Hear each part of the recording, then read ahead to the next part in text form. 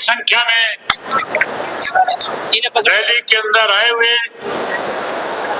आदरणीय बुजुर्गों, नौजवान साथियों, सम्मान के योग्य माताओं, बहनों, इस भारतवर्ष के उज्जवल भविष्य, प्यारे बच्चों, पत्रकार, छायाकार दोस्तों,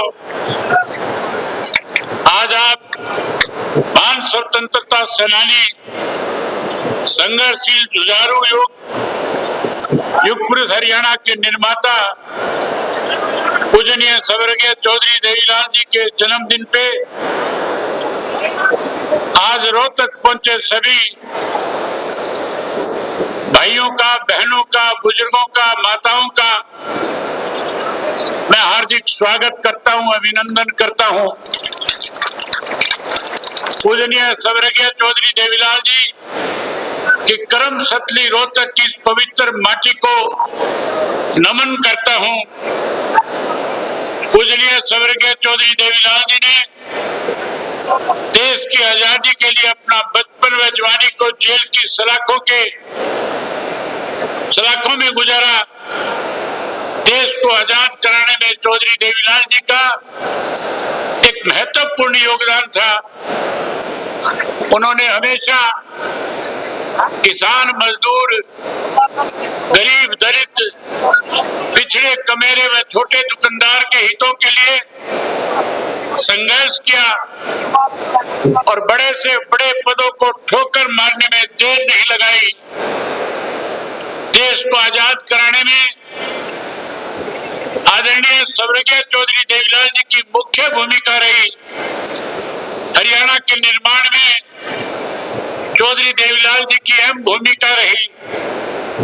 साथियों, इमरजेंसी 1975 में लगी, कांग्रेस ने इमरजेंसी लगाई और इमरजेंसी के बाद अगर हरियाणा प्रदेश में सबसे पहले किसी व्यक्ति की गिरफ्तारी हुई तो उस शख्स का नाम भी आदरणीय स्वर्गीय चौधरी देवीलाल था।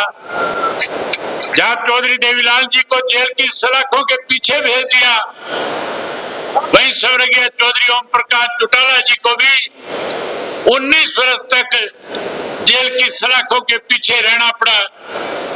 19 महीने के बाद जब जेल से बाहर आए तो बाहर आने के बाद जब चुनाव हुआ तो न केवल देश से कांग्रेस पार्टी को जाना पड़ा, बल्कि चौधरी देवीलाल के नेतृत्व में हरियाणा में लड़ाई लड़ करके कांग्रेस पार्टी को सत्ता से दूर करने का काम किया।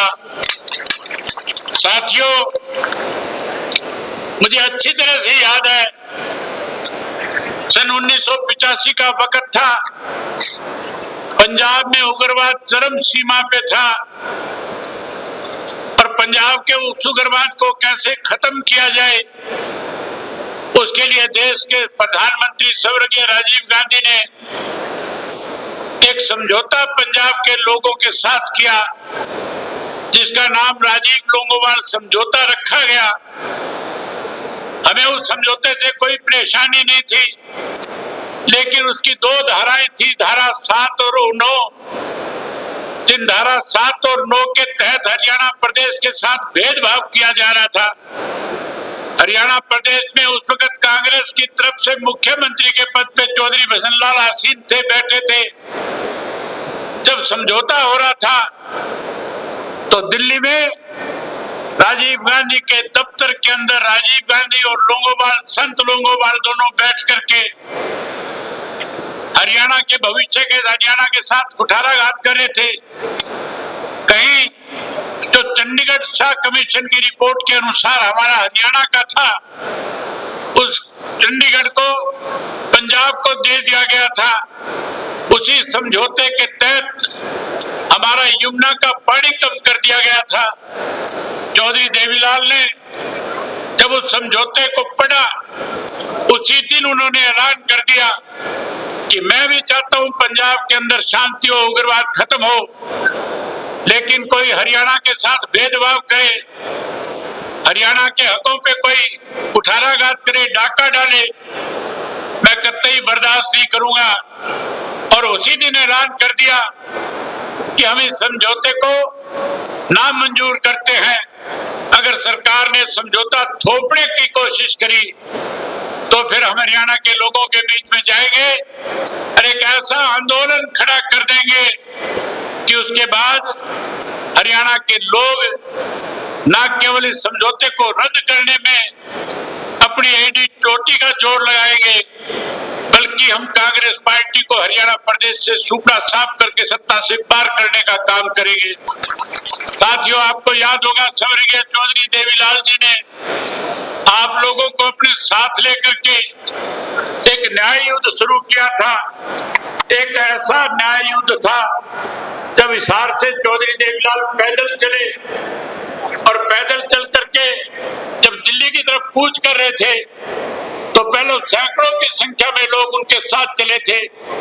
अखबार के लोग लिखते थे कि चौधरी देवीलाल का निर्णय गलत है, चौधरी देवीलाल ने गलत फैसला ले लिया।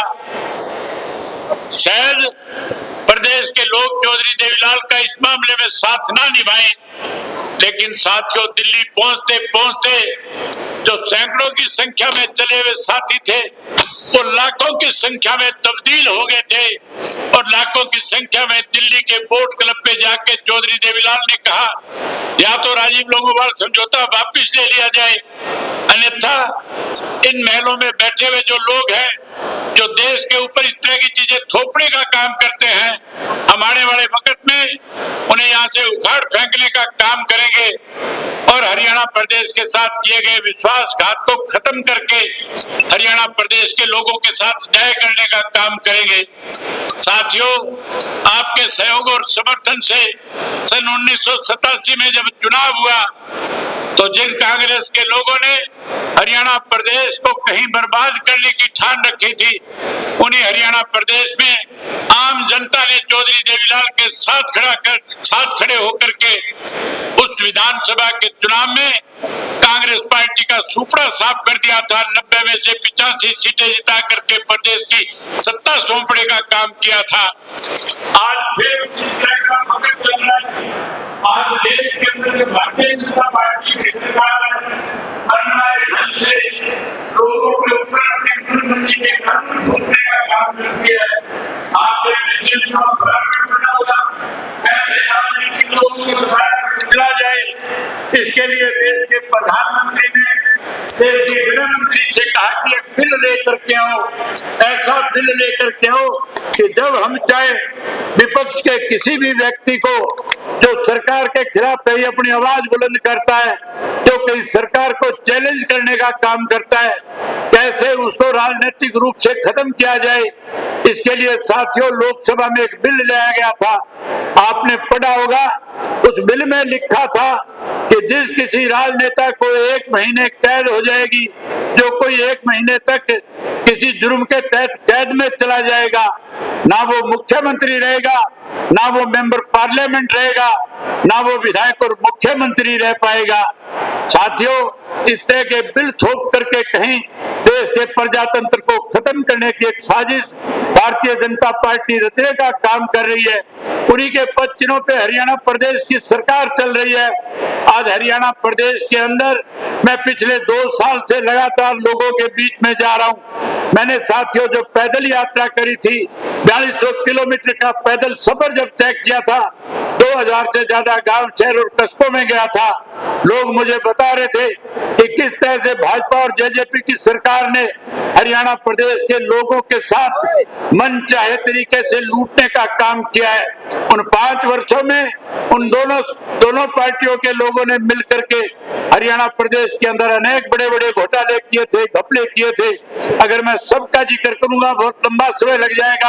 आप बहुत देर से बैठे हैं, आपने भी घरों को जाना है। मैं साथियों आपका ज्यादा समय लेने करके 2-4 बातें आपके बीच में ऐसी करनी चाहूंगा कि किस तरह से हरियाणा प्रदेश के अंदर भारतीय जनता पार्टी पार्टी को 2019 में सत्ता में कौन लेकर के आया, कैसे दोबारा सत्ता में आई थी? लोगों का तो फैसला था, लोगों ने तो मन बना रखा था कि हम भारतीय जनता पार्टी को सत्ता से बाहर करेंगे। 90 में से 40 सीट पे रोक दिया था, 50 विपक्ष के जीत करके आए थे, जबकि सरकार विपक्ष की बननी चाहिए थी। लेकिन साथियों, 10 ऐसे लोग जीत करके आगे जो कहीं चौधरी देवीलाल के नाम की माला जपा करते थे, जो कहीं कहते थे कि हम चौधरी देवीलाल की नीतियों को लागू करेंगे, जो कहते थे 75 पार का नारा देने वाली बीजेपी को हम जमुना पार कर देंगे। लेकिन साथियों, ऐसे स्वार्थी लोग थे जिन्होंने न केवल अपने स्वार्थ को पूरा करने के लिए आप लोगों के साथ विश्वासघात करने का काम किया, बल्कि 5 वर्ष भारतीय जनता पार्टी के साथ मिलकर के प्रदेश को लूटते रहे। प्रदेश के अंदर अनेक घोटाले किए, शराब घोटाला किया, धान घोटाला किया, वही साथियों रजिस्ट्री का घोटाला किया, और रजिस्ट्री के साथ साथ अनेक ऐसे घोटाले थे, अगर सबका जिक्र करूंगा बहुत टाइम लगेगा। आपने सत्ता से बाहर कर दिया, 40 पे रोक दिया, उन 10 ने भाजपा की सरकार बना दी। उसके बाद लोगों ने मुझे बताया कि अब की बार जब चुनाव आएगा, जो 10 लोगों ने बीजेपी की सरकार बनाई है, इनका सुपड़ा साफ करेंगे, इन्हें सबक सिखाएंगे। आज मैं हरियाणा प्रदेश के कोने कोने से होकर के आपके बीच में आया हूँ। पिछले 2 वर्ष से लोगों से मिल रहा हूँ। हर व्यक्ति एक ही बात कहता है कि हमने भाजपा के साथ मिली हुई जो लोग थे, जसपा वालों को सबक सिखा दिया, उनको हमने सत्ता से बाहर कर दिया। जो सत्ता में बने रहना चाहते थे, उन्हें माइनस पे जाकर के खड़ा कर दिया। मैं जब पूछता था कि भाजपा जसपा का कोई नाम लेवा बचा है क्या, लोग कहते थे कोई नहीं बचा। मैं आज लाखों लोग आए हैं, आपसे पूछता हूँ, आप हरियाणा प्रदेश के कोने कोने से चल करके आए हो, आज कोई जेजेपी का नाम लेने वाला इस प्रदेश में बचा है क्या? मैं आपसे पूछना चाहता हूं, प्रेस के लोग सबको दिखाएंगे, आप जोर से बोल करके बताओ कि जसपा का पूर्ण रूप से सफाया हो गया कि नहीं हो गया? पूर्ण रूप से सफाया हो गया। जहां जसपा का सफाया आप लोगों ने कर दिया, वहीं साथियों अब ये जो तीसरी बार की सरकार बनी है, इसके लिए कोई और जिम्मेवार नहीं है। इस तीसरी बार को बनाने में मुझे पूरे प्रदेश के लोगों ने बताया कि बाप बेटा दोनों ने, जहां भाजपा की तीसरी बार सरकार बनाई है, वहीं हरियाणा प्रदेश का नाश कर दिया। मैं आपसे पूछना चाहता हूं, ये तीसरी बार की सरकार के लिए कौन जिम्मेवार है, कौन दोषी है, कौन षड्यंत्रकारी है? तो जिस तरह से आपने जसपा का सुपड़ा साफ किया है, मैं उम्मीद करूंगा कि आने वाले समय में आप जैसे जसपा का सुपड़ा साफ करके आए हो, उसी तरीके से इस कांग्रेस पार्टी का भी सुपड़ा साफ करके इंडियन नेशनल लोकदल पार्टी को 2029 में सत्ता में लेकर के आओगे। साथियों, ये कांग्रेसी हमारे बारे में कहते थे, ये हुड्डा और इसका बेटा दोनों लगातार पिछले 2 वर्ष से प्रदेश में जहां कहीं भी गए, भाजपा के खिलाफ कुछ कहने की बजाय इंडियन नेशनल लोकदल पार्टी तो वोट काटू पार्टी है। साथियों, ये कहते थे कि हम बी टीम है। मैं आज आपसे पूछना चाहता हूं, हरियाणा प्रदेश में कौन सी पार्टी ऐसी है जो भाजपा के बी टीम के रूप में काम कर रही है? कांग्रेस पार्टी बी टीम के रूप में काम कर रही है। जहां ये हमें वोट काटू कहते थे, मैं आज उन कांग्रेसियों को खुले तौर से कहता हूं, हम वोट काटने वाले नहीं, हम तो रांद काटने वाले हैं। आने वाले 2029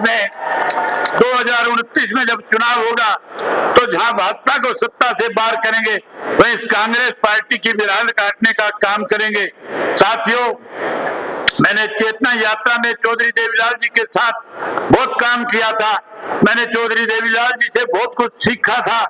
चौधरी देवीलाल किस तरह से गांव-गांव में जाते थे, लोगों के बीच में बैठ करके उनसे पूछते थे कि कांग्रेस का राज अच्छा था या उस वक्त में जनता दल का राज था। उसके बारे में लोग कहते थे कि चौधरी देवीलाल ने जो राज बनाया था, चौधरी देवीलाल जिसमें उप प्रधानमंत्री थे, हमें उस वक्त बहुत सारी सुविधाएं मिली थी।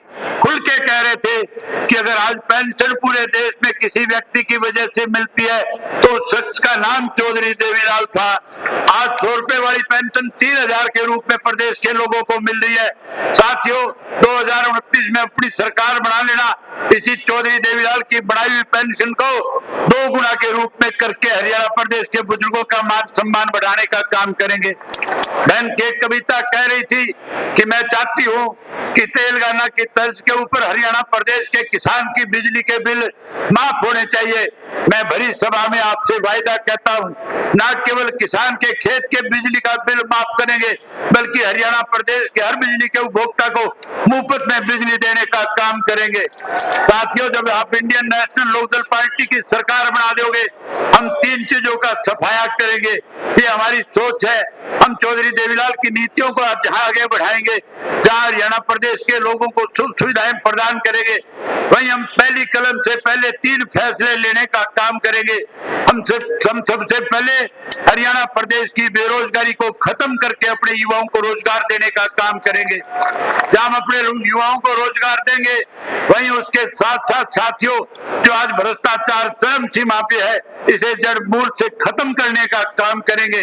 अभी मेरे से पहले इस बात का जिक्र हो रहा था कि आज हरियाणा प्रदेश में फिरौतियां मांगी जाती है, आज हरियाणा प्रदेश में कत्लेआम किया जाता है, आज हरियाणा प्रदेश में बेकसूर लोगों को मार दिया जाता है, आज अपहरण किए जाते हैं, आज बलात्कार किए जाते हैं।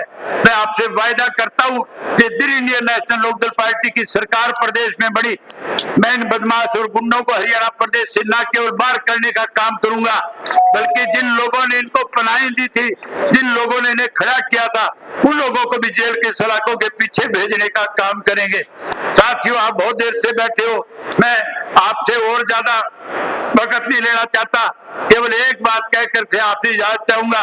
मैं उम्मीद करूंगा कि हमारे इंडियन नेशनल लोकदल पार्टी में आज जितने भी साथी शामिल हुए, मैं उन सबका स्वागत करता हूं, उन सबका अभिनंदन करता हूं, उन्हें विश्वास और भरोसा दिलाता हूं कि हम अपने कार्यकर्ताओं से उनका 21 का सम्मान करने का काम करेंगे।